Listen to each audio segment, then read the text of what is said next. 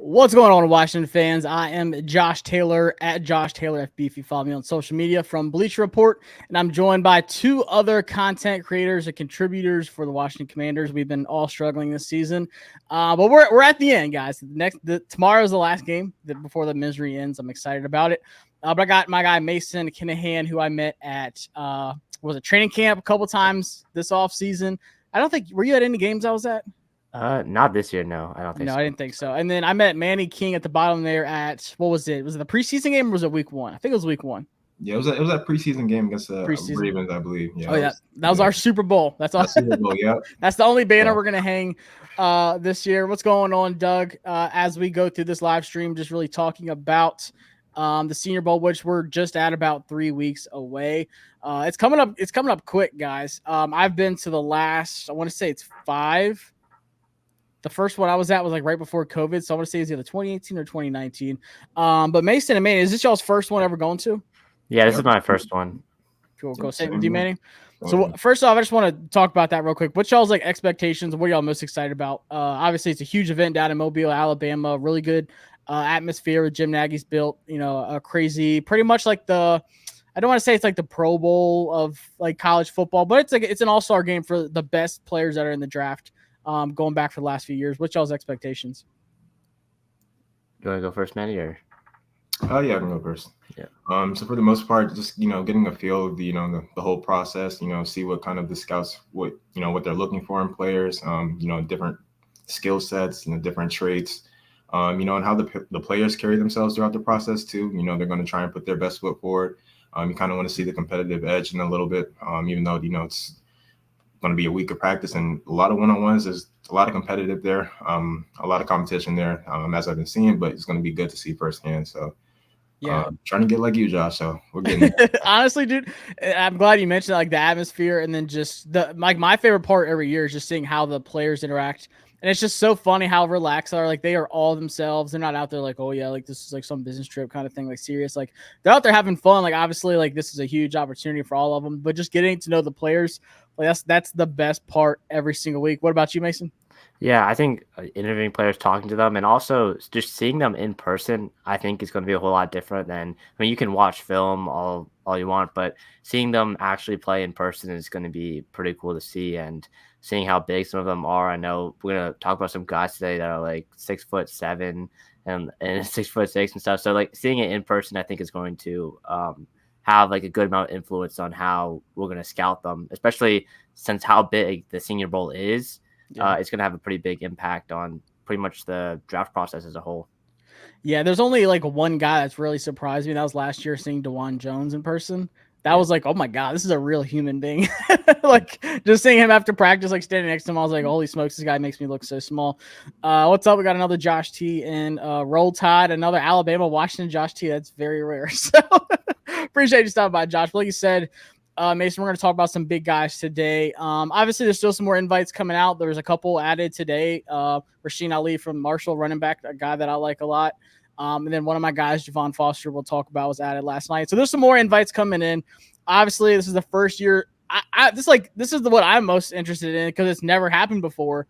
Is that now underclassmen can actually go to this game, like underclassmen that go to the draft. So we'll see some juniors there. I don't know like what that deadline's like, when they have to get everything in. I'm sure it's going to be like last second, of course, because you'll be surprised how many people are added like super late or, with the transfer portal and stuff like that. You just never know what's going to happen. So obviously, as that comes out, like we'll talk about some juniors and stuff like that. They get their invites in the next few weeks. But for the most part, a lot of this like foundation of the roster has been built so far. We're going to talk about the offense today. We'll do one on the defense probably like next week or something like that. Like I said, we're about right at 3 weeks away, so it's good to kind of get everything going and get that list. Do y'all have a certain position y'all want to talk about most? I think obviously I know what a lot of fans are wanting to hear about. But is there one that y'all are more like excited about that you think is probably the best position on offense roster wise? I would say like probably most.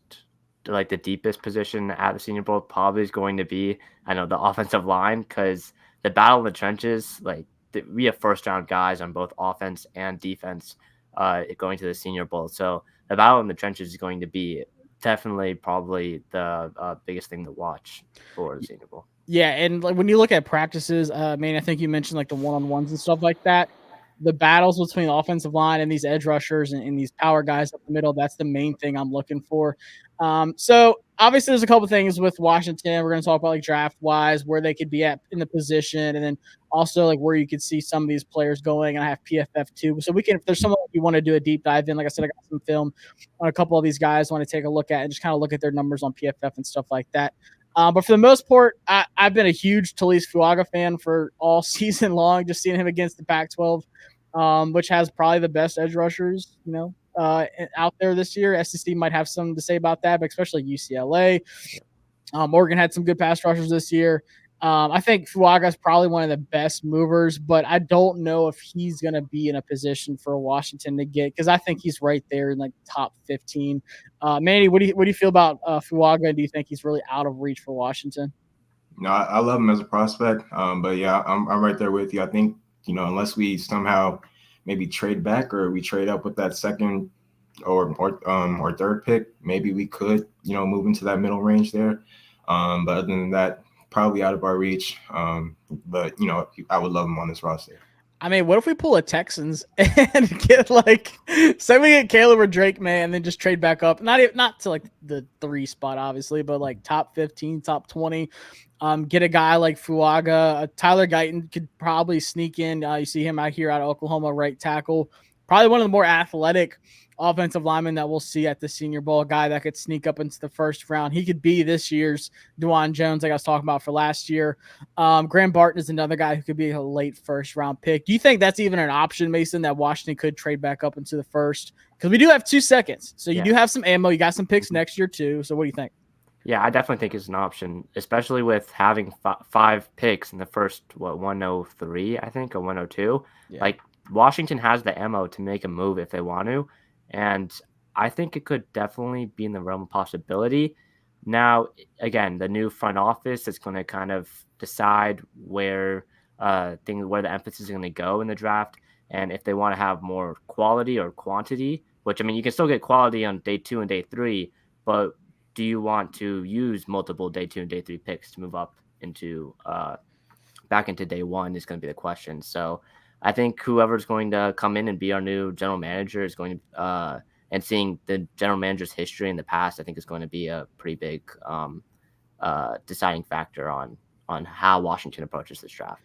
Yeah, and I've kind of been in the boat with whoever it is, regardless. I think they'll want to be aggressive. I think they're not going to just sit back and, I hate to say it, but the people that want to roll back Sam Howell, like that's just too conservative for a new front office to say, let's just build and try to have the perfect roster like the 49ers and just pray that Sam Howell, his ceiling just hits, higher than what we think it could be. I think that's way too conservative. I think they're going to want to be aggressive. I could honestly see a trade back up into one of these first rounds. I know it's a whole new regime, but last year we tried to trade up for Steve Avila, which hurt. I loved Avila as a prospect, as a guy. I was like at his hip at the Senior Bowl. I talked to him so many times, and he was just telling me everything that he was talking about with Washington. He said they had a lot of really good conversations and that we were really wanting to get him. Like he was right there. And then sure enough, right after the draft, and it's funny because you run into so many people at the Senior Bowl. Like it's crazy. Like I'm sitting there taking notes and stuff like that. And then like Nick Sirianni is right next to me, like talking to a bunch of like Eagles fans, like up in the stands, like just talking about like what they are looking for and stuff like that. I'm like, yo, this is crazy. Like there's just so many people here that you just aren't expecting.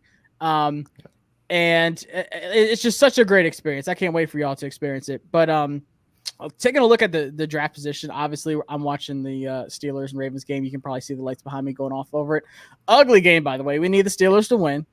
We need a couple other things to happen we need the Saints to win. We need the Colts to win. What's the other 2, Mason? I know you know. I don't. I know I've posted a lot of times. I know. It's always the last 2 I forget. But right now we're sitting at that 2 spot. But like you said, we have picks 34, 42, 66, 100, and 102 as well to go with it. So there is a lot of capital to trade up. I don't want to just rule it out and say, like, guys, we're not in a position to get a guy like Fuaga or Guyton or something like that. But Manny, what was one guy that you have written down that you're keeping a close eye on at the Senior Bowl when it comes to the offensive line? In terms of the offensive line, I have a couple guys. I know Cedric for one out of Georgia. I think we have a big need at center. I think that can definitely give us that. I think we touched on, you're talking about Faitanu as well. But also Cooper Beebe. I think, he's graded probably about a 5th-round pick right now, but I think he's one of the better offensive linemen, especially the interior offensive linemen. I think, he's kind of can give us that bolster our interior line. Yeah, which is bad. Yeah, I know on the left side, it's bad. On the left side, it's bad. Yeah, I'm just on the left side. I'm a big Sam fan. I love the season that he's had. I knew that I kind of expected more from Chris Paul when he got those chances. But it is what it is. It was a shot in the dark. He eventually could come into his own, but with Cooper there, I think we got to take a shot at him. I'm going to keep an eye on him. Just how he works well with the unit. Maybe they'll try him at different positions during individuals and just with going through work throughs. So I think that would be I think that could be something that Washington could look for. Yeah, it's so weird with BB. I've seen him. Depends like what draft site you go to. Like PFF has him as like a like I said 4th, 5th round pick, but like PFN has him as like a late first rounder. It's so weird. Like I think he's a home run guy. But someone that you mentioned that I've come to realize that, because like I said, we can all agree center is a huge need. I mean, when Chase Roulier was healthy, he was great, but it's just the fact that he was never really healthy, and then the cat became a huge issue. I knew he wasn't going to be here this year. So figuring that out, and with Stromberg, he's such a question mark. Could he be a center, or are they going to kick him out to left guard like it looks like they wanted to? Tyler Larson obviously isn't a guy, or not a long-term guy at all. So Cedric Von Pron's one that you mentioned. Obviously, if Georgia puts out a prospect, I'm going to take a look at him, especially on like the offensive line. They have a couple of guys. Mims is another guy who could probably go first round this year. It just seems like every single year they're pushing out these 5-star guys. Von Pron has played every single snap in his career at center. He's only given up 1 sack, and that was back in 2021. Only 1 quarterback hit, which is in 2022. That's crazy. There's not a single player on this team, maybe in history besides Trent Williams, has ever had those kind of stats on the offensive line. So I like Von Pron a lot. I was looking at a couple of games with him where he really stood out, and you could see like how they graded him. Obviously, the Alabama game was one that I watched. Even though they lost that game, he stood out to me, and then I just dominated the Florida State game, which – different than how it should have been. Could have been different circumstances with Fisk and some guys like that playing. But I wanted to bring up, I had some film on him actually, because like I said, I think that interior, the left guard and the center spot, both are just huge needs moving forward. And a guy like Von Pron can move in space. He looks for work all the time. You see him there in the middle, center 63. I slowed a lot of these down just because some of them happen so fast, but you can see they're just getting an early chip, getting up and creating that hole there. Beck obviously goes behind left guard. It's a huge gain. This Missouri game, there's a guy on Missouri D-line I'm going to talk about in the defensive one too. Robinson, who's a beast. Missouri is up and rising, really good defensive line, but Von Pron is a guy who just took over on that offensive line. From a guy like this, Mason, do you think I have him as like probably a mid to late 3rd, maybe early 4th. Where could you see Von Pron going? Yeah, I think I'm a little bit higher on him. I think I'm like more of a mid 3rd to early 3rd. Yeah. But I'm about the same as you. I think definitely he's a day 2 guy, probably later day 2 guy. But he's definitely in play for Washington, especially with the 103rd pick. The 49ers compensatory pick that we got. I think he could definitely be in play if he's on the board. And like you mentioned, Ricky Stromberg, I was kind of high on him last year coming out of the draft, but so far this season, I know he's dealt with some injuries. He hasn't looked that great at center over the course of training camp as well. So I definitely think Washington could be in play for like a true center, and Von Pron could be that guy. Yeah, and the thing that killed us, honestly, especially with running the ball, like there was nowhere in the A gap, B gap unless you're going behind Sam Cosmi. As you see here, a rushing touchdown for Georgia. I think that's Milton. But this play back here, I love this too, because I love my center that can get off a guy, clean up a lane, and then gets that second level like Von Pron does, really helps his guy out, and then boom, he gets right to that linebacker and clears something up. Obviously, the play doesn't develop, but SVP does his job there. That's something that Washington really needs, especially if we're going to run the ball. Whether it's Brian Robinson or Chris Rodriguez has a bigger role, or if we go with the speed back, which we'll talk about some running backs. But that's something that's missed so much. And then with whoever's under center, obviously, if it's a rookie quarterback, whoever it is, needing that protection. I think that's such a big time miss that Washington's been just dying for. Like I said, left guard, center, both. There's so many times where Sam had to roll out, or he would just feel that pressure right in front of him all the time, especially with a shorter quarterback like Sam. I hate to knock on the guy, but he is a shorter quarterback. You see that pressure coming fast, you're like, oh my gosh, not again. I got to get out of here. He's running for his life. But yeah, I like SVP a lot. I think, especially like you said, with that third round range, that like pick 100, 102, whatever it's going to turn out to be. That's a big time option for Washington there. Mason, who's someone else that you were looking at on this roster that you got excited about when you saw their invite? Yeah, on the offensive line, if you want to stick out center, I think Zach Frazier could make a run to be the best center in this class. Yeah, out of the center out of West Virginia. I think he could definitely, like I said, make a run. And you look at SVP, who's kind of, like I said, a mid-third, maybe early third. I think Zach Frazier could be about the same as him and possibly be the first true center, like off the board in come April. So. Yeah, no, I agree with you. I think Frazier's probably like the stronger guy. I think that's the one thing SVP wants to get a little bit better at, especially like in his gap grade. It was a little bit low, but just getting like that anchor set a little bit stronger. I think Frazier, man, I think Jackson Powers Johnson's probably. Oh wait, yeah, I forgot about him, but it's close though, because a lot of people, actually think that it could go both ways. Hold me pull up PFF again. I don't know. I think that's a close one. Some people do have. I had it over here. So where's that? Zach Frazier as the top center. I think that's gonna be a close one though. But yeah, Frazier's a beast too, dude. I mean, look at that. Those numbers there. Trying to see how big he is. 6'3", 310. Yeah, he's a big dude. West Virginia Fed. I mean, that's what you want on that offensive line, honestly. Trying to think of another center at the Seth McLaughlin. Thank God he went to Ohio State. Get him out of here. Roll Tide. Another guy at center that was going to, and this is another thing too. Like if you look at the Eagles' offensive line, this is something I've talked to people about too. With both Landon Dickerson and Cam Jurgens, they're both really good centers in college. They kicked Landon out to left guard and they kicked Jurgens out to right guard. So even if, like I said, with Ricky Stromberg, he could be one of those guys that gets kicked out to guard. Or if you sign Connor Williams, I highly doubt you'd get him for Miami, like one of the best centers in the NFL this year, and you still draft like a Zach Frazier or a SVP and kick them out to guard. That's still really good options for both of them. Let's take a look at some other guys. Oh, yeah. One guy I want to talk about. We've been talking about the interior, the outside, tackle-wise. This is a guy that got invited yesterday. Why am I looking at the overall board? And that's Javon Foster. I've been like pounding the table for this guy the last few weeks. And then during that Missouri-Ohio State game, I was like, future commander. Like, he's one of my draft guys. Like, there's a couple of guys that always stand out to me when I'm watching him. I'm like, why is this guy not getting talked about enough? And I think Javon's one of these guys that's going to rise up later on in the draft. I think, going to the Senior Bowl is huge for a guy like him, just not getting talked about enough. He gave up 4 sacks last year, 3 hits, 9 hurries, only 1 sack this year, no hits, 12 hurries, so a much cleaner year, played left tackle his whole career at Missouri. Like I said, that team is just oozing with talent right now. They're killing it in recruiting, killing it in the transfer portal. 5'9", 319. Like, count me in on this guy. Like I said, he got the invite late yesterday. Don't have any film on him yet, but I'm definitely working on that. But I think he's a guy that is projected to go like 4th, 5th round that I could see going up to like the 3rd by the time the Senior Bowl is over.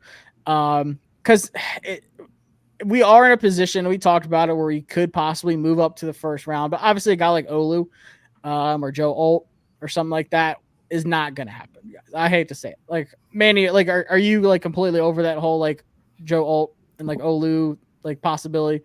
Yeah, I think that ship is sailed now. Maybe if Sam helped his case a little bit, we could have probably, bypassed the whole maybe take a QB like it's a guaranteed thing in the first top 2, maybe top 3 picks. But now it's like, we have to get the top guy. And I know ownership is definitely going to hammer for that, especially with the new front office coming in. So that's definitely going to be one of the things. But there's a lot of talent at tackle. Super deep. Yeah, so I think we'll find some guys there. Yeah. Yeah, those two guys I had circled for that first, second round pick, or even the second one. These are both guys that could possibly sneak up to the late first two. That's Jordan Morgan out of Arizona and Troy Fatanu, which is the guy that I had on the thumbnail. I think these are both starting left tackles in the league like day one.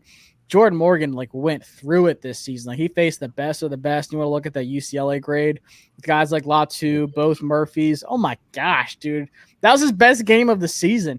He gave up 2 sacks this season, 1 hit and 13 hurries. And this is another thing too. Like people were trying to argue with me about saying like, oh, most of the hurries and sacks and pressures were against Leno and Wiley.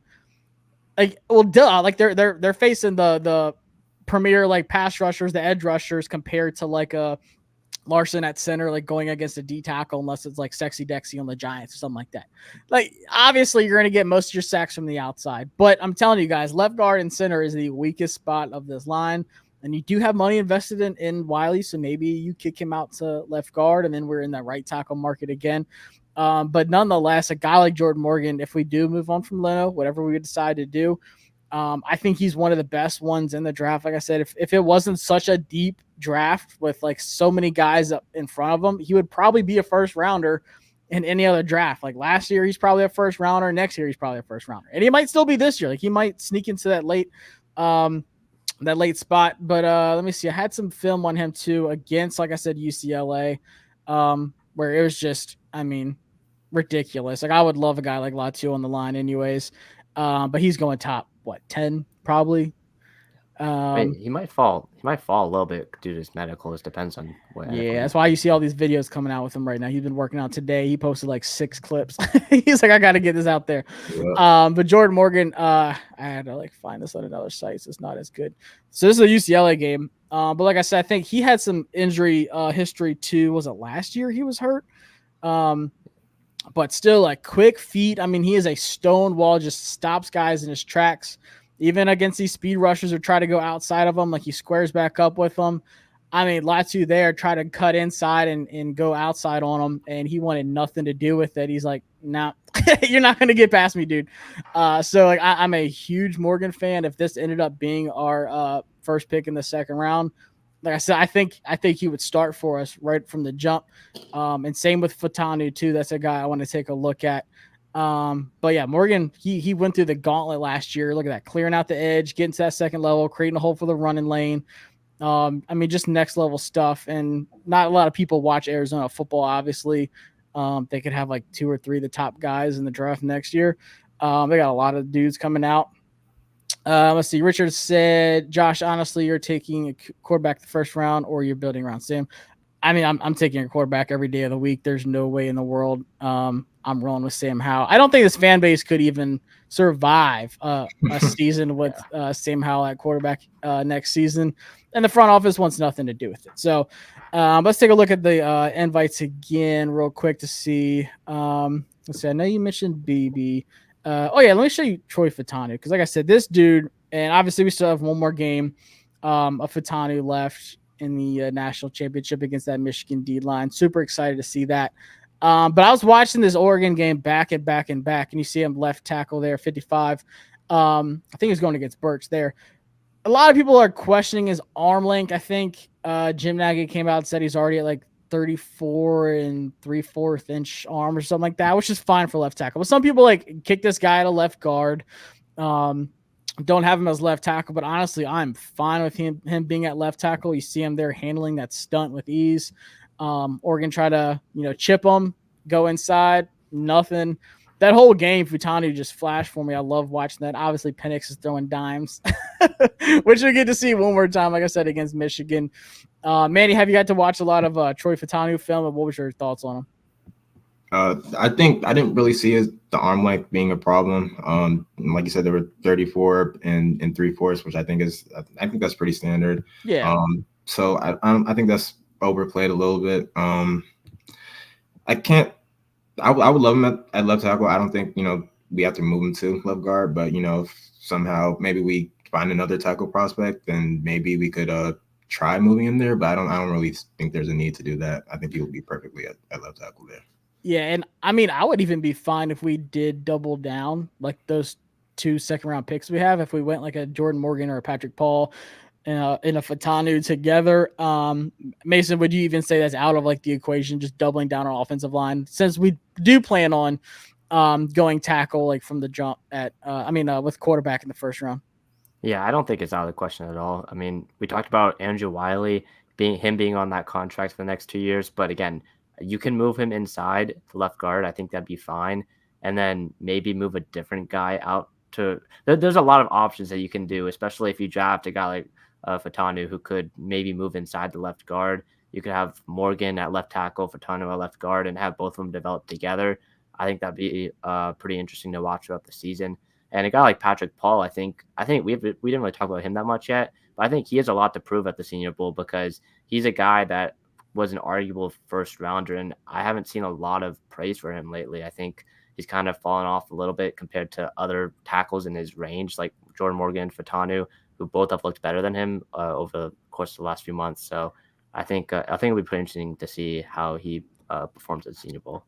Yeah, I know. Like, was it 2 weeks ago? I looked. Paul was actually the number one like true pass blocking tackle in the entire in the whole nation. Like Olu, Joe, all of them. He was the best one. I was like, dang, it's just the run blocking where he was struggling a little bit. But still, he was like a top 8, top 10 like overall tackle in PFF. And K-Mango Smith says keeping up with Mason, keeping up with the Commanders. # best analysis. And in my thing, like I'm really excited to see Patrick Paul too. Obviously, with Chris Paul being his brother, there's that connection there.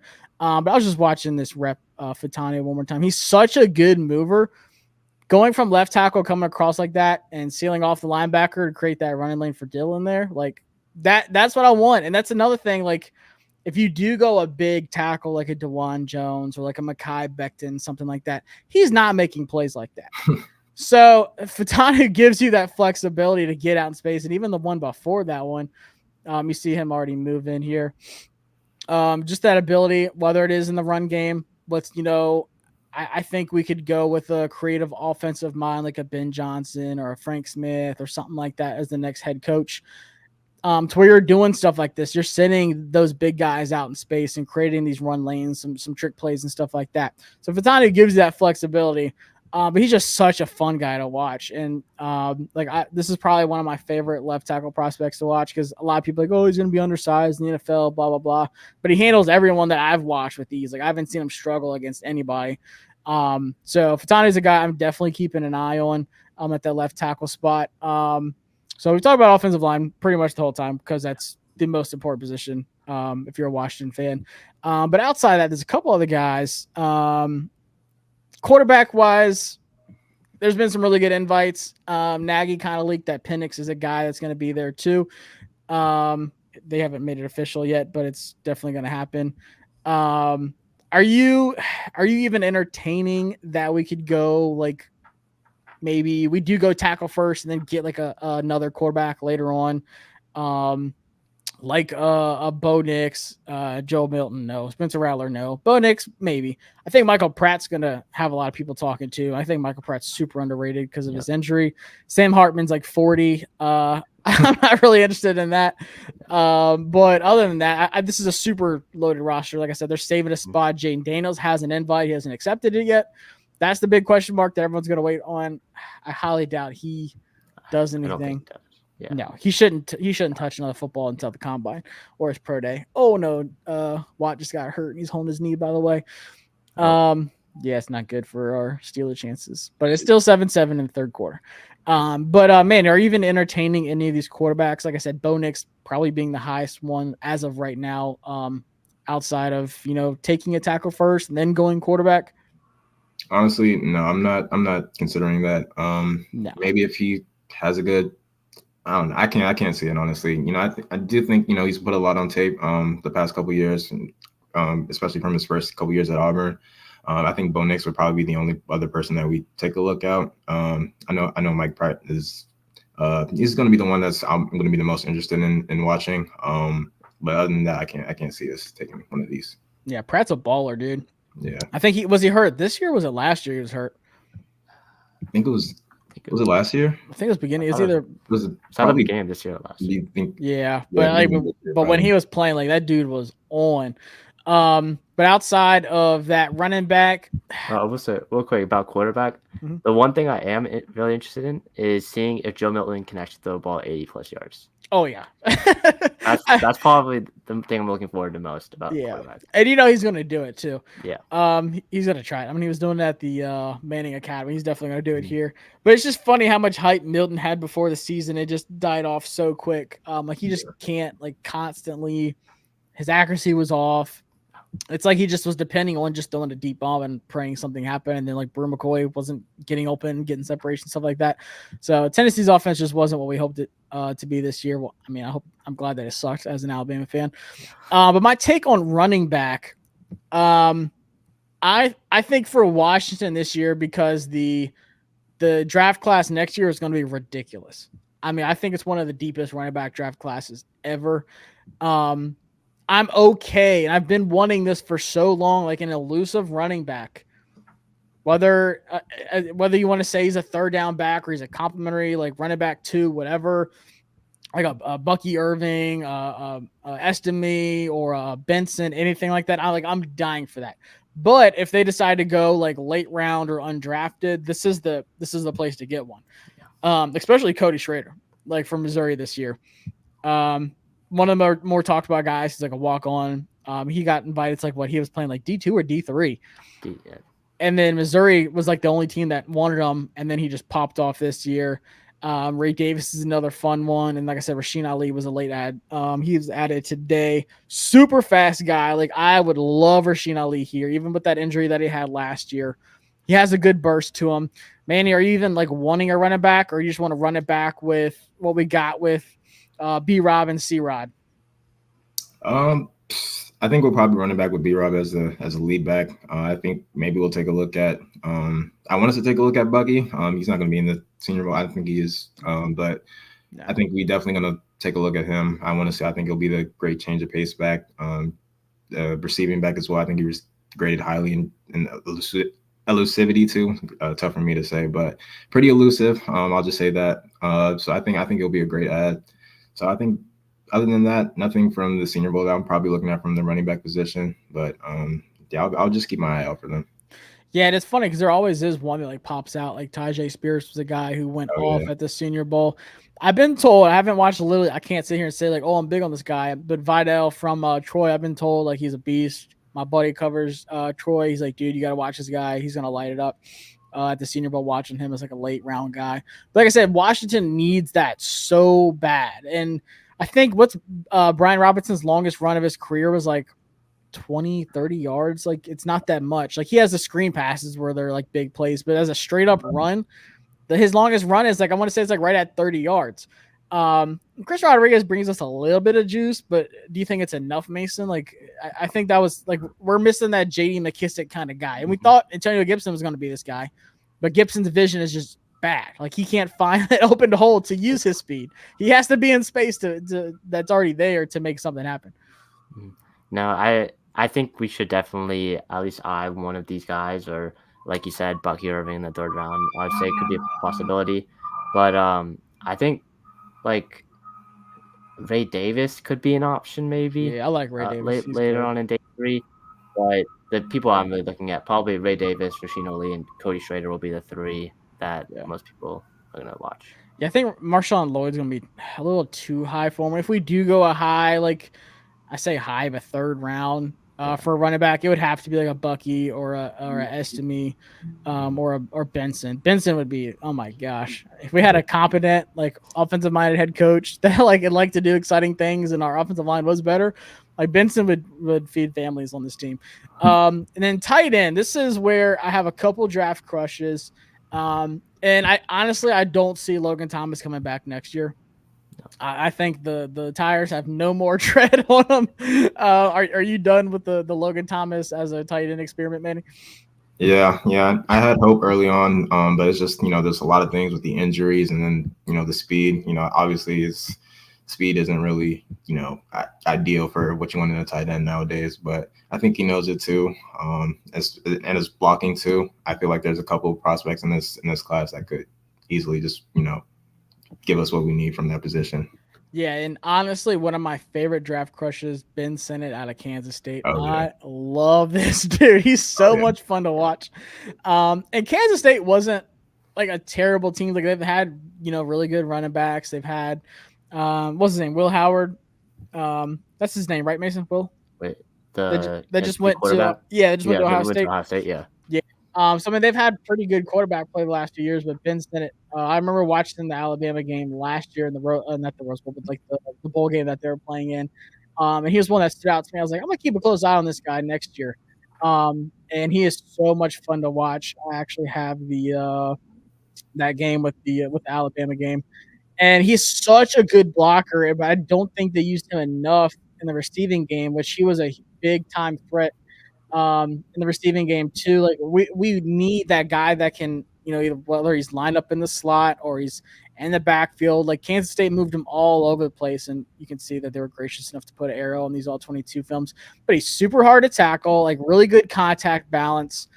He wears number 34. Like he's not your traditional like Kittle kind of tight end. He's like that fullback hybrid. But he's just that good of a blocker. Like I'm not ready to call him a fullback because of his size. Like I think he could be a really good NFL tight end. But he's just that big to where he could, line up in the backfield, line up in line, and just knock a dude on his butt. You said you were big on him too, Manny? Yeah, I'm definitely big on him. Blocking is, that's just icing on the cake. He I think he won like the award for the best fullback in the nation. So I feel like, his blocking is definitely understated. I have his grading down. I think he pretty much graded highly in every aspect, in blocking, receiving. He's pretty fun after the catch. He's tough to bring down. So I'm definitely a big fan. I think he needs to be in burgundy and gold next season. Yeah, and like I said, this is against Alabama. We didn't have any opt-outs last year in that bowl game. I slowed it down.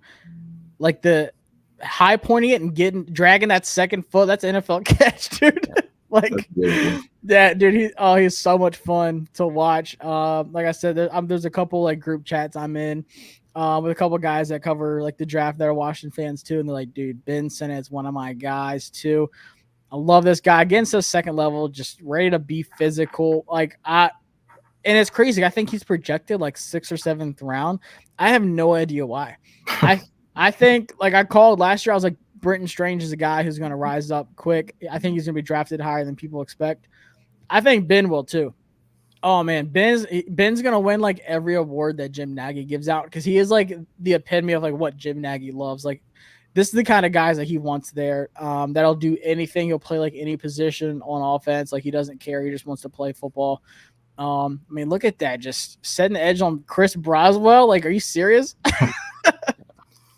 Like, dude, this is exactly what we need. Like, and I go back and watch our games, even like last year against like Aiden Hutchinson and some of these fast, young edge rushers. Like, and I hate to say it, but Logan Thomas just had nothing for him. And it seems like Bates is an afterthought on this team too. And then Cole Turner's a healthy scratch like the whole second half of the season almost. Like we need that kind of tight end like so bad. Outside of him, like I said, he's definitely my number one when it comes to the Senior Bowl. I do really like Theo Johnson, obviously a guy I got to watch a lot of at Penn State. He's a guy that he's going to surprise you with how big he is in person. I think he's more of a receiving threat. At Penn State, if you're not blocking at tight end, like you're not getting on the field.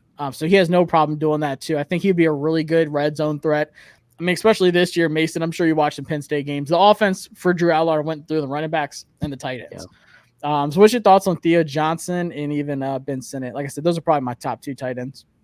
Yeah, I think definitely tight end is a need for Washington this offseason. And whether it be like Ben Sinnott, who he just does everything. He's kind of like, I like him too. He's kind of like an all-around tight end, does a little bit of everything and does it pretty well too. So I think I'm excited to see him. And then Theo Johnson too could also be an option for us at some point, probably day 3 for me. So. Yeah, so they've actually moved Ben Sinnott up because he was like in the 200s. He's up to 182 on PFF now. So they're starting to figure him out, sadly. But yeah, he had an 82 grade this year. Only 2 drops, which is really good. Let me see if I can pull that up real quick. But I hate to say it, but Ben Sinnott, like if I was like to pick a team that he'd be perfect on, it'd probably be the 49ers. Like this is just like the kind of player Kyle Shanahan drools over. But that's pretty much what we need to build our team around as well. 81 receiving grade for a guy like his size. Contested catch rate super high, run blocking super high. I mean, this guy just did everything. Tied for 4th in the nation by tight ends for missed tackles forced. 5 deep catches, which was 6th. And like I said, he wears number 34. Like this dude is like, he's a blast to watch. He just developed every single year. Grade's gone up drastically every single year. He demands more catches, more targets every year. Like the production was going through Ben Sinnott for that offense. And like I said, I watched that Alabama game. I watched a couple other games this season, and the dude flashed. And I want to get more tape on him. I'm trying so hard because there's a lot of games this year. We made some crazy plays, like those deep catches that I showed you after the catch. He's just so much fun to watch. He's so hard to bring down. Like I'm fine with not going. I like Jatavion Sanders from Texas, but I think he does need to add that blocking ability to him. There's a lot of like receiving threat tight ends in this draft. Jaheim Bell's another one. I got some film on him. I'm excited to see him too, but I think when you get to that second level, you see that it's a struggle for a lot of guys going from college to the NFL, being able to block. Like I said, Cole Turner, we knew it was going to be something for him. Even John Bates, he's like supposed to be a blocking tight end, and he still struggles time to time. So I mean, like I said, it's just so hard for some tight ends going from college to just lining in line and being like, holy smokes, I'm going against Myles Garrett. This is not what I experienced in college. So I'm excited for him. Brevin Sponford is another guy that I think could rise up a little bit. He has some injuries. Then Minnesota's offense was just really bad the last few years. So yeah, there's a lot of options at tight end. Obviously, Brock Bowers is not going to be an option for us. I would love it. But honestly, a guy like Ben Sinnott kind of reminds me like Brock Bowers. Brock Bowers was up for the award for one of the best offensive linemen, which I didn't even know that was possible this year. He made it over Olu. So yeah. I saw that. I was like, dude, there's no way. But Ben Sinnott, like you said, I think he won that award last year for best fullback, or was it this year? I think he won it this year. Yeah. Yeah. I mean, just crazy, dude. Like a guy like that's such a Swiss Army. Let's see. Let's go back to the invites. But I mean that's one thing. Like I love like getting ready for the Senior Bowl and writing down my list of like guys I want to pay attention to. And I told Mason, Manny, you might do the same thing. Like start looking at these guys' faces because none of them like wear the stuff they're supposed to. Like there's a breakfast that we go to. I think it's Wednesday morning. It's super early. But like all the players are there. Like you get to talk to, interview. Like they're just there. Some of them, like the big name guys, go on like this table and there's like a stage and stuff. But a lot of these guys are just sitting there and you can just go up to them, like ask them whatever. Like Ben's like one of those guys I have circled. So like when everyone's talking, like Bo Nix and whatever quarterback's like hot that day, I'm gonna be finding Ben or some of these guys that I'm looking at tight end. Now wide receiver is kind of a hot topic for Washington fans. Some people think that we don't need a wide receiver or we don't need one that high. I love Curtis Samuel, and he was arguably one of our more productive wide receivers when Sam Howell was on the field, not Jacoby Brissett, because he loved Terry like he should. I don't think Curtis Samuel comes back next year. I don't think a lot of free agents come back next year outside of like Kendall Fuller. I think Cam Curl gets the tag. But outside of that, I don't see many of them coming back. Like I said, new regime. Obviously, you don't want to lose too many guys. But, Manny, do you see Curtis Samuel coming back? Especially for what he's going to like demand money-wise. It's not going to be crazy, but it's a noticeable amount. Yeah, I think with the production, I think he had a productive season. Kind of maybe a little bit more productive than maybe we were expecting. But I think he's definitely probably played himself out of our range a little bit. And we do probably want to go a little younger. I think he stayed healthy relatively this season. I don't know if we could probably bank on that for another 2 or 3 years. I think there's a couple receivers that we could look at that could, help fill in for Curtis's role there and save money. I think Curtis could probably fleece the Panthers and go back there and get paid like a wide receiver. Yeah, he'll demand like wide receiver one money. They're like, sure, yeah. But there's a couple of guys at the Senior Bowl that I really like. The wide receiver class is starting to shape out really good. And the thing about this draft class, I mean, Mason, this is I think this is probably one of the best overall classes, top to bottom, in a long time. Would you agree? I would agree too. Yeah. And You talk about like wide receiver, or you talking about just in general? Because I think both could I be mean an option. both. Yeah, Yeah. I think overall the whole draft, like I'm super excited about this draft. Mhm. But wide receiver wise, obviously we're not gonna. I don't know. I say obviously, but we could get Marvin Harrison Jr. Who knows? Like no one knows what's about to happen. But you've got Marvin Harrison Jr., Rome Odunze, Malik Neighbors, who are all honestly worthy of a top 5 pick. Yeah. Obviously, like there's no way any of those 3 get out of the top 10. Then you have behind there's just so much depth. It's just such a heavy draft. Then you got guys like Jalen Polk, who I think I'm super high on Jalen Polk. I think he could sneak into the first. But at the Senior Bowl, you've got guys like Xavier Leggett, Tez Walker, who missed 5 games to start for North Carolina and then just hit the ground running. Malachi Corley, that's one of my guys. Jamari Thrash, a speedster that can get deep. Ladd McConkey, is about to kill some dudes on 1-and-1s. He's probably going to start. He's probably going to start day 1 for the all-white team. It's really tough to decide, but Ladd McConkey's one of those dudes that's going to just surprise the heck out of some people, like Puka did last year. Puka was killing guys at the Senior Bowl. I think Ladd's going to do that this year too. Who's a name that sticks out to you for the wide receivers, Manny? For the most part, I've probably been looking at Brendan Rice a little bit just because that it could be a possibility that we do get Caleb, and I think that connection could be there. I like how he works with him during the scramble drills. I think he has a pretty high yards per route run. Is probably around, I think, close to 3. Probably I want to say around maybe 2.7, just in that high range there. So he's effective in the deep ball. 2.75. Yes, 2.75. Okay, yeah, there. So it's pretty solid. It's a good indicator that he's capable of making plays whenever he's on the field. And if we do get Caleb, I think that'll be a pretty good pairing. I do want to see him just be more consistent at the catch point. I feel like he's still a little bit underrated with that aspect. And also a little bit underrated after the catch too. He doesn't really get that many opportunities just because of the kinds of routes that he runs. But I want to see a little bit more from him. Yeah, and I think that's the one thing that Washington really needs is a bigger body wide receiver. And I know people say that like, oh God, we're going to get a Josh Doxson. We're going to get another guy that's super slow, Antonio Gandy Golden, that can't get separation. But you watch guys like Brian Thomas Jr., who's just a freak athlete, by the way, huge, like build. Like that's like if I was to be built like anything, like anybody, it'd be Brian Thomas. But he can just get separation so easily, like at any part of his route, and he can stack a DB like within seconds.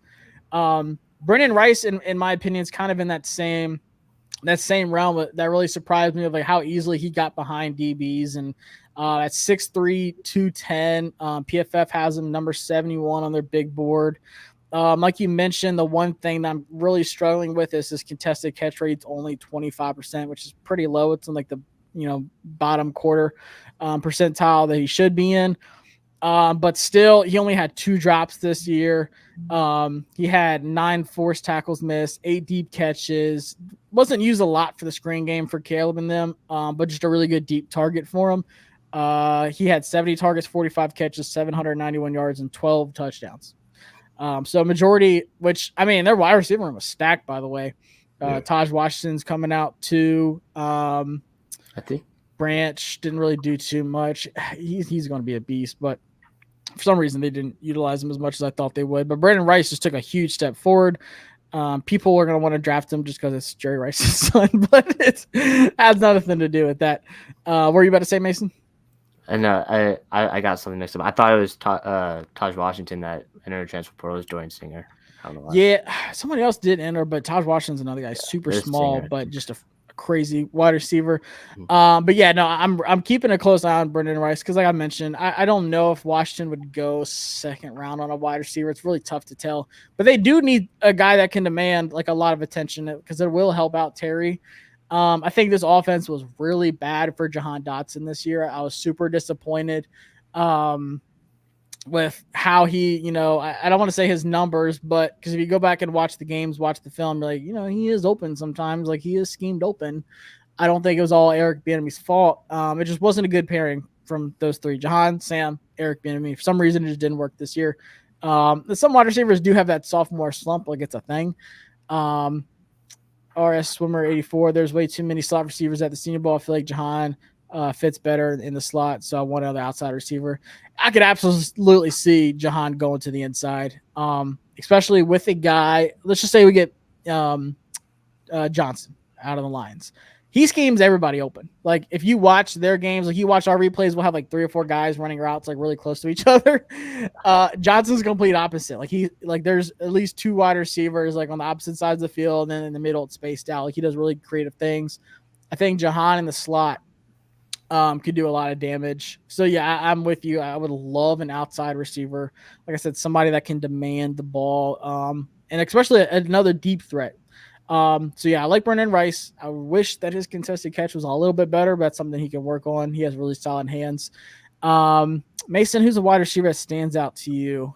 Yeah, I have a couple. First one is Johnny Wilson. I mean, that guy he's massive. Yeah, he's huge. 6'7", Is he a tight end or a wide receiver? Yeah, he's bigger than our tight ends. Like that's how big he is. So Logan's huge. Yeah, transferred from Arizona State, and beyond like I really liked him beyond like his drop issues, which I think if he kind of fixes it and he doesn't drop that many passes at the Senior Bowl, I easily think he goes into day one. Because imagine where he would be in this draft without his drop issues. Like he would be a day one pick for like that, a locked day one pick. So I have him, and then another former Arizona State wide receiver, Ricky Pearsall, out of Florida. I liked him a lot. Yeah, we know you're a Florida fan. Yeah, so I gotta put him in. But yeah, been the wide receiver one in Gainesville the last few years, and I liked him. He can go up and catch pretty much anything. I think that's pretty underrated for his game, and they used him a lot in motion. So if we were to replace a guy like Curtis Samuel in kind of his role where Samuel was in motion a lot in the backfield, I think Ricky Pearsall could be someone who could kind of fit that role possibly. Especially, I know we're talking about getting outside receivers, but I think he's going to be a great slot receiver in the NFL. Yeah, no, I like him a lot too. Going back to Johnny Wilson, he's 6'7", 237. That's crazy. I have a wide receiver. But like you said, his drop rate's 10.9%, which is in the bottom 4th percentile, which is not good. But I mean, especially with the weapons that they had on Florida State this year, Jordan Travis having a crazy year. The production numbers don't like stand out. 617 yards, like okay, that's cool. 2 touchdowns. You're like, what the heck happened? We have Keon Coleman, Jaheim Bell. They ran the ball a lot with Trey Benson. I mean, there's a lot of depth guys. There's some guys you mentioned to me when you DM'd me not too long ago about some depth guys at Florida State had the backfield and wide receiver too. They were just loaded in offense this year. And it sucks that Jordan Travis got hurt and my Alabama team got in the playoffs. But before that, I mean, it's just he has all the talent. And that's one thing. I hate people that scout the helmets first off. I've been going off about that all week long. But then I hate people that look at the game cast like, oh my God, he only had 2 touchdowns. He sucks. Like, like this is not how this works. Or I don't want Caleb. He's not in the playoffs. He's obviously not good enough to make it to the playoffs. Like stuff like that. Just drives me absolutely nuts. But there's 2 wide receivers I want to talk about. That's Xavier Leggett, who I think could sneak into the first round to a team like the Chiefs. I think he could be a wide receiver 1 on the Chiefs. But maybe he could be there if we do decide to be aggressive and get like a early second guy. I love Xavier Leggett's game. And another guy is Malachi Corley. And I plan on talking to him, doing an interview on here, and then talking to him at the Senior Bowl. Big Malachi Corley fan. I know this happens every single year. Someone gets compared to Deebo Samuel, but I think Malachi Corley honestly reminds me the most of Deebo Samuel. The Western Kentucky offense, first off, it's like air raid, just phenomenon every single season. But I actually had some film. What's your thoughts on Malachi Corley, Manny? Have you seen his game any? With Corley, I definitely have to see a lot more. I haven't seen a lot of tape on Corley there. But I've been hearing about him. I've seen a lot of guys that's really talking about, so he's on my list to definitely get a little bit into more. Yeah, and Western Kentucky put him in motion a lot. I think he had the most screen yards out of any wide receiver in college. But like when you watch these games, you're like, this is literally Deebo Samuel, what the 49ers do. One thing he didn't do a lot of is like run the ball in the backfield. but they just wanted to get the ball in his hands quick. He's a physical guy, super hard to tackle. And going back and watching this Ohio State game, I'm like, man, there were so many missed opportunities. This is a route that they went back to over and over and over again. So you saw it the first time. Ohio State covered it well. The offensive coordinator is like, we're going to go back to this one again. He's able to just sit and slide between those DBs in the zone and get open. I think this is a guy, and they pointed to this guy with the arrow. By the way, he's actually the guy in the middle lineup of the three. Acts like he's about to block a little delayed route, slides up the sideline there, gets Ohio State. I mean, he's super fast. Like I said, he's physical for his size.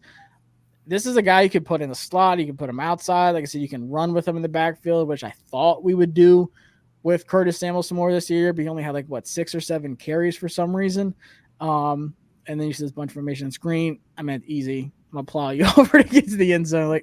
And there's a couple, I think, at the end, more of his receiving threat. But like I said, the quarterback missed a lot of opportunities with him this year too. But I think it's just offensively, we need more playmakers. I'm sick. I feel bad for Terry, depending on him so much. Like I said, we need Jahan, but look how fast, this little speed release here and on the slot. I forgot who 7 is for Ohio State, but his release is ridiculous. He's easily behind DBs, and he cooks him again this time, breaks his ankles, puts him on the ground.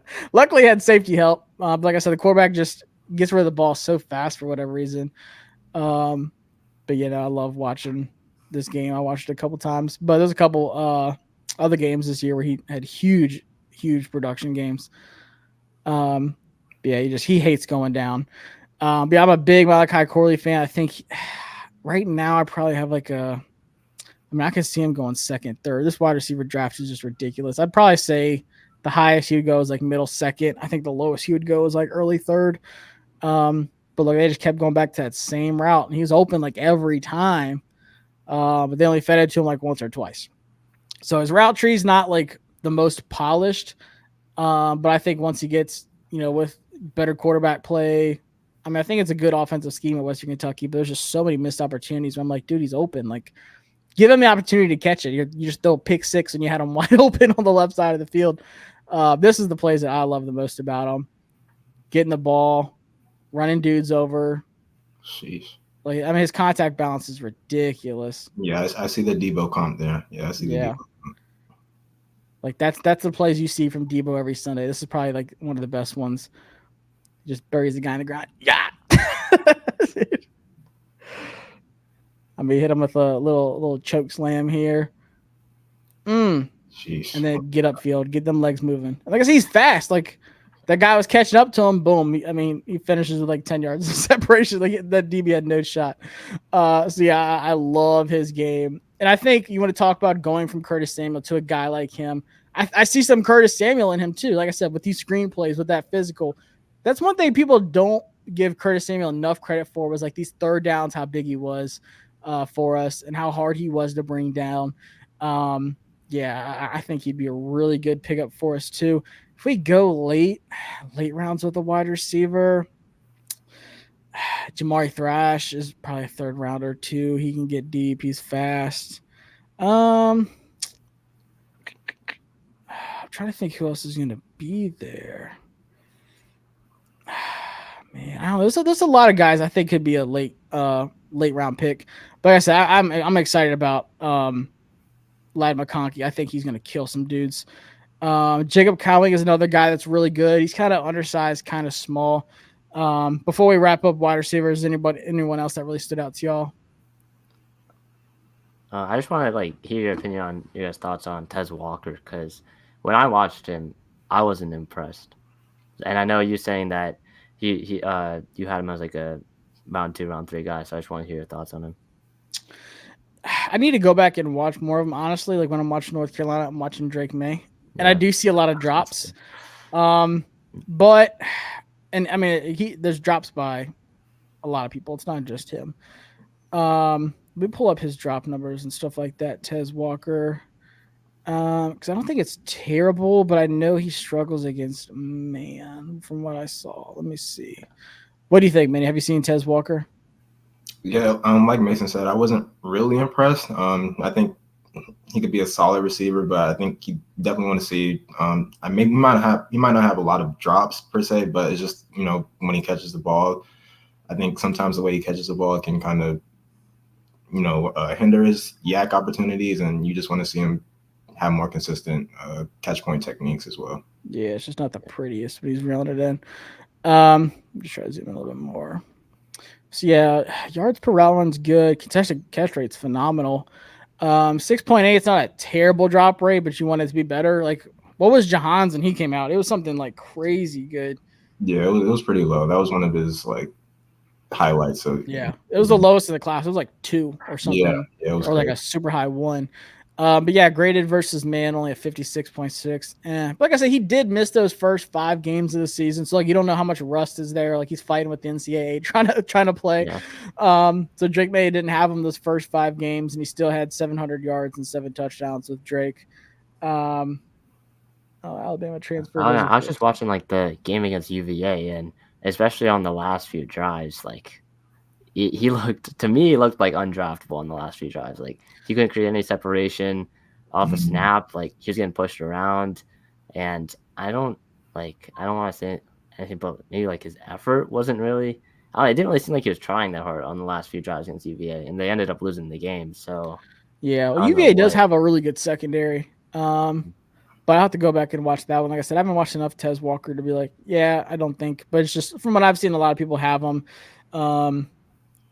as like a higher pick where they have him as overall player, 35. Yeah, no. 6'2", 200.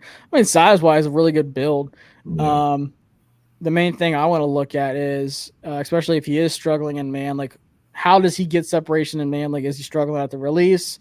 Is his stem like lazy? Is break points just not like crisp? Like what's going on there? That's like my only concern. Because he's like I said, he's not huge, so he shouldn't have no problem like getting separation. Like I said, for a guy his size, but the contested catch rate is super high. Average depth of target was 18.2. That's good. Deep catches 10, pretty good. I mean, yeah, he only had 2 missed tackles forced. So like after the catch, it just doesn't look like he's much of a threat. Is that what you're kind of getting out of him, Manny? Yeah, that was kind of what I was alluding to.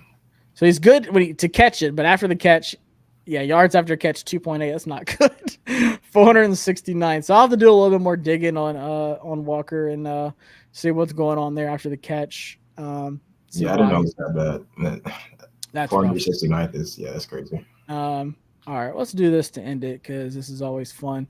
So let's just say all goes well. Steelers are winning 14-7 right now. We'll just do a really quick mock draft and then we'll get out of here. And we'll throw some Senior Bowl guys in there, like I said, especially in the offense. So let's just say Bears go Caleb Williams. We're not going to change anything. The consensus is Drake May, right? Yeah. And I know this is kind of off topic, but I'm really high on Drake May, by the way. Are y'all both on that boat? Okay. Yeah, I'm ready. Some people are like, oh my gosh, no, he's just another Sam or Daniel Jones, and he's nothing like either of those when I watch the film. Drake May is ridiculous.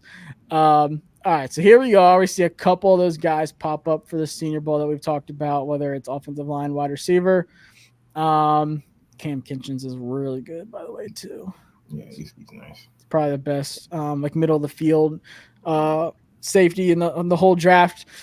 I'm fine with going offensive line. Like I said, you kind of have to at the second pick unless there's like a crazy fall. Cameron Kinchens is super tempting whether we go defense or not. But if this pops up, what do y'all kind of lean wide receiver? Lyden McConkey, Tez Walker. I'm guessing y'all are going to say no to Tez Walker now or Troy Fatanu. There you go. I think Fatanu probably. Yeah, I'll go Fatanu here. Yeah, that's my pick too. Like I said, getting that left tackle spot, or if he kicks out the left guard, whatever. Like I'm fine with that. So we got our quarterback, we got our offensive lineman.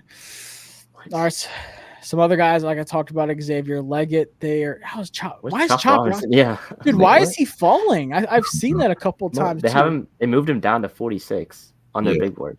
Yeah, that's crazy because he was a top like 20 lock, like top 15. Yeah. I mean, if he's there, shoot, I'm definitely taking him. Let's just say like free agency doesn't exist and we're just building our team off of, just the draft. Keon Coleman. He's another guy that's starting to fall pretty fast. He's a freak athlete. Like I said, Xavier Leggett. Maybe we go defense here. Chop is staring right at me though. What do y'all think? I mean, I think in this case you go Chop, but I doubt he goes this far. There's no way. Yeah, I mean, I'd go Chop, build the edge there. We already went quarterback, offensive line. Dees Isaac is rising. Like I said it not too long ago. I was like, he's gonna be a top 60 player. They had him at like 100. Now he's at 61. It's my boy T'Vondre Sweat. If we get rid of John Allen, and honestly, like, it would not shock me at all if we traded John Allen for like a second. I'm replacing him with either Sweat or Murphy from Texas. I know you and me had that conversation, Manny. Both are really good. Manny, I'll give this one to you. We've got Drake May, Troy Fatano at left tackle. Then we went Chop Robinson on the edge, which would be just insane. Get the second round. What are you going with this pick here? I do really like Rob Moore. It depends on who we go with coaching. If we get Mike McDonald, I think we probably look at Rod. But I also do know that we probably want to model after the 49ers. If we keep going that route, we definitely want a good off the ball linebacker. I see some good ones there with Edwin Cooper and then Jeremiah Trotter. I think your boy Rice is there too, though. Yeah. So it's tricky. It's tricky. So it'll be pretty hard for me to see all three of them there. I think Rice will definitely probably be there. Jeremiah, probably not. I think he has a good combine, and his athletics are gonna rise. I do like Edwin Cooper. Yeah, I like his natural ability, especially with tackling. So I think he could be kind of that, man of the defense in the middle of the field for us. All right. So which one you going? Cooper, Trotter, Rice? Give me Trotter. Trotter? Dude, I'm so torn on this. I think Cooper's my linebacker one still. He has been since the season, like midway the season. Yeah. Really good off the ball. He had a really good game against Alabama. I was like, holy smokes, this is what Washington needs. Yeah. Just a beast, whether it's run stopping, rushing the quarterback, coverage, and so is Trotter. And he's got probably the best celebration in college. All right, so building the defense a little bit, Mason, I'll bounce it back to you. For this sake, we didn't trade John Allen, so McKinley Jackson's not really a need. Neither is Mason Smith. Are you going running back? Are you waiting on it a little bit? Maybe Bucky Irving. Maybe we go corner. I mean, there's a lot of good running backs staring me down. Or you could trade back too. You could trade back. That's a good point. I think in this case, with this many running backs available at this point, I'd probably trade back a little bit, not too far, but I'd probably move back maybe 10 or 15 picks. Oh, you can't see pick up. The Vikings are offering 112. Seattle's offering 115. Let's look at the Vikings. I think we could do 100 for 112. They get a 6 maybe, or 162 probably, or 79. Oh. I guess we can just add 127. Has a 40% chance. We got to give up something. Yeah. That's fine for another. Yeah. For pick 127. Let's see if they'll do it. Heck yeah. Might as well. Okay. And you still got some running backs here. So, yeah, I'm fine with that. Which is tough with Benson, Irving, and Estime should be down there too. Yeah, Estime, he might be one of the best zone runners. Yeah. But gosh, Trey Benson's a beast. What are you thinking here? I think we go Benson. Yeah, he's too good to pass up on. Elusive rating off the charts, rushing grade, gap grade, yards after contact. Yeah, he does it all. Yeah. 14 touchdowns this season. Holy smoke. Like I said, that's a pretty good running back room they had there too. All right, let's see. All right, this is a guy I pick every time I'm here. So we got our left tackle. I'm going back to the offensive line here. I like Blake Fisher. I think he's another guy that could be one of these depth guys at right tackle that kind of sneaks up. I think he's better than people realize. Did give up 3 sacks this year. Not worried about it. They had a pretty tough schedule. Ohio State, Louisville, USC, Clemson. They had a good little gauntlet to go through. So I'm taking Blake Fisher as a guy that could possibly be a good little piece to build up that right side of the line. And I'm going to kick it back to Manny. So who we got? This is the one thing I hate about PFF. They don't show you who you have. So we have Drake May. Then we went Troy Fatanu. Then we went, who was third? Chop. We went Chop. Yeah, Chop. Yep. I can't believe I forgot already. And then we got Trotter. Yeah. And then we traded back after Trotter and got Trey Benson. And then we just got Blake Fisher at right tackle. So obviously some of these guys aren't in the draft, like Seth McLaughlin. Oh, Braylon Allen's a beast, by the way, too. So I'm skipping these running backs. We don't need a running back. AJ Barner, I haven't seen enough of him at tight end. Ooh, I do like Kyrie Jackson at corner, though. Yeah, I think he's super underrated, too. Former Alabama Crimson Tide, popped off at Oregon this year. Yeah. I would definitely go Kyrie Jackson here. The thing that kills me with this upcoming season is we have no idea what the heck to expect out of Forbes. Yeah. like what's your expectations, Manny? Because like I was on the Forbes train, and I'm still like, I don't know. Yeah, I'm still on the Forbes train. I'm still rocking with my guy. I think even with the it was a lot of bad tape this year, but I think he was put on. Yeah. I think he was put in a difficult spot. I don't think he had the best support around him, just from safety help or just with DB coaches or defensive coordinators, just the spots that he's been put in. But I did see some good things from him. I want to see it continue. I think the benching was humbling. I don't think he probably deserved it, because you see around the league with other corners like Tyreek Stevenson and just who else? Deontay Banks. I'll just let them rock and just let them grow and develop from those reps, because that's the best teaching experience you're going to get. So I don't know. We'll see. Hopefully we can improve the DB coaches. Defensive coordinator, definitely going to have to improve with that. We might need a better middle deep safety as well. So I think once we get those, I think Forbes is going to be okay. But I don't know if ownership is going to be okay with that. So yeah, I think we could spend some money on the defense and in free agency. I think that's where a lot of it is. The linebacker free agent class is really good. Yeah. So like I'm still fine taking a Trotter. Because I have no idea what to expect out of Jamin Davis either. But yeah, for the free agency list, but honestly, I picked 139. Like I said, I talked about him. This might be a reach to some people. I don't think so at all. I'm taking Ben Sinnott over all these guys. Like I like Cade Stover. I like Gene Bell. I like from what I've seen from Holker, and I love Theo Johnson. But dude, if Ben Sinnott's there at 139, like I am crying tears of joy. I'm like, I'm gonna talk so much about him from now to April. That's like my absolute draft crush I'm looking at. So we got one more pick left. We haven't gotten a wide receiver. We didn't get a safety. I'm trying to think, where should we go with this pick, Mason? Yeah.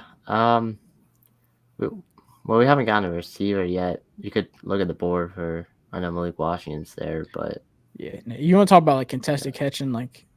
Yeah. Goat Malik Washington at his size is ridiculous. Yeah. Wahoo wash out UVA. Yeah, look at that production. We could bring him home. We can bring 35 missed tackles this season, first in the nation. Yeah, yards after catch 6.4, not crazy, but for his size, I think he's like 6'8", 6'9". He's super small. I mean 5'8", 5'9". He's 5'8", 194. But still, dude's a beast. I like him a lot. I think Franklin went back. Anais Smith went back. Jordan Whittington, he's going to be at the Senior Bowl. Gaston went back. Fleming's at Penn State now. Resch, bro, he went back too, didn't he? I don't think. No. I think he's coming out. Yeah, I think. Dang, that's the guy that needs to be at the Senior Bowl. What's going on? He's a junior. No, so he's coming back. He is? Yeah. Dang, I thought I saw something. He was going back. But dude, yeah, he was fun to watch too. Jacob Cowing is another guy. Like I said, I think he's going to the Senior Bowl too. Another smaller guy, 5'11", 175. You want a little bit more meat on the bones. But if we go wide receiver, honestly, dude, I mean, Jordan Whittington's another bigger guy too. Contested rate. Catch rate's terrible. He's only 6'1". He looks bigger than that. Yeah, that's like, how's that even possible? I don't even know if I'm touching any of these wide receivers besides Malik Washington. Yeah. I don't know. Maybe good. There's some Florida Gators up there. Maybe go some depth. Either on the line. I think Miles Frazier is gonna be there. Malachi Moore's coming back, I think. Yeah, I think so. Darius Robinson. Yeah. If we didn't get Chop, I'd go. Yeah. I'd go. Yeah. Dude, I love. There's no way Darius Robinson's going in the 7th round. By the way, let's see. Arshimmer said Anais Smith is going to the Senior Bowl. He declared. Nice Smith. The only reason I don't like him is he cost me a parlay this year. So mad. I forgot who they played, but he did nothing that game. I think it was the Tennessee game. I was like, I bet his over on yards. But yeah, he also talked a lot of smack about Alabama because his brother, that whole debacle. But yeah, really good contested catch rate. 20 missed tackles. I mean, everything looks pretty solid. Like from what I've seen, like when I was watching A&M, he looked pretty good. Only 5'10". You want a little bit better there, but I don't know. 7th rounder, he's either going to be like a Cameron Curl or he's going to just get cut before the season starts. That's pretty much what it is here in Washington. So what are y'all thinking here with this last pick? I think Malik Washington could probably be the pick. Yeah. I mean, kind of like our Mitch Tinsley for next year, like has a lot of upside, has some talent. We have no idea what he's going to do. CJ said, Josh, you from the DMV. I am from Virginia. Pretty much grew up in Fredericksburg. Then moved to Charlottesville and spent I lived literally 2 miles from UVA. Who prefers Penix over Williams? I don't think anybody does. Is he a better passer than Williams? Like pure passer? You can make that argument. But is he a better quarterback? No. He's way too old and his knees are terrible. But somebody's got to take a chance on. I hope the Vikings take a chance on Penix. I think that'd be a really good fit. Yeah, I agree with you. For this sake, we're going to take Malik Washington here. Round it out. Hopefully, we get some help on the outside. I'm still pulling for Mike Evans to be a Commander next year. Dude has 1,000 yards every single year. Let me zoom out a little bit. So we got Drake May, Troy Fatanu, Chop Robinson, Jeremiah Trotter Jr., Trey Benson, Blake Fisher. Then we traded back Kyrie Jackson, Benson, and Malik Washington. Holy smokes. That might be the only time I've gotten an A from PFF. This is a pretty good draft right here. Yeah, heck, I'm going to save this one. PFF hates me. I'll do some crazy moves and draft guys I like, and they're like, yeah, D-. I'm like, yeah. Kidding me? But yeah, I mean, Jesus, this would be a home run draft. I think there's a lot of day one starters. Even, like I said, Ben Sinnott in the 5th round. I will not shut up about this guy. I might, turn into the Twitter trolls and change my profile picture to Ben Sinnott. People are like, who the heck is this guy? But I might get a jersey for the Senior Bowl. But yeah, guys, I love that draft. I think it would be a killer one. Regardless, I think we're going to have a new quarterback in Washington next year. Like I said, we're going to do a defensive one. If I can get off the screen. Coming up, there's a lot of defensive guys I'm excited about for the Senior Bowl too. There's some more invites coming up. But real quick before we head out, both of y'all just tell people where they can follow you, share where you put your content at, all that good stuff. Yeah. Manny, you want to go first? Yeah, I can go. You can follow me on Twitter or X now. Commander Manny is the username. But you can follow me Commander Season. It's at Commander Season. Give me a follow. I'll follow back. Yeah. You can follow me on Twitter at my name. And then my podcast, Keeping Up with Commanders, is on anywhere you can get your podcast. So. And Manny's going to be coming onto the content game, right? Yeah, I'm going to ramp up, starting with the podcast. I've been starting out with the Commanders Capital with Stadium Rant, so we have a couple episodes there. But we're starting to ramp up the content now, especially going into the Senior Bowl. So yeah, it's gonna be the biggest offseason. I mean, I'm 30 years old, biggest offseason of my lifetime for Washington. I think y'all could agree with that. And it starts, like I said, the Senior Bowl. Last year we had Jennifer King coaching the running backs there. Ryan Kerrigan was coaching the D line. Wharton was the offensive line coach. He's not anymore. He was there. So we'll get the opportunity to talk to those guys. Got to interview all of them. Especially Kerrigan had to not faint when I'm talking to him. But just a lot of good stuff. I'm excited for y'all to be there and see these guys. get some good content, report back. I'm sure we'll do some stuff while we're there as well. But hit that subscribe button and like if you enjoyed your watching. We'll be back, like I said, for the defense. And I'll see y'all next time here on the JTFB channel. Peace.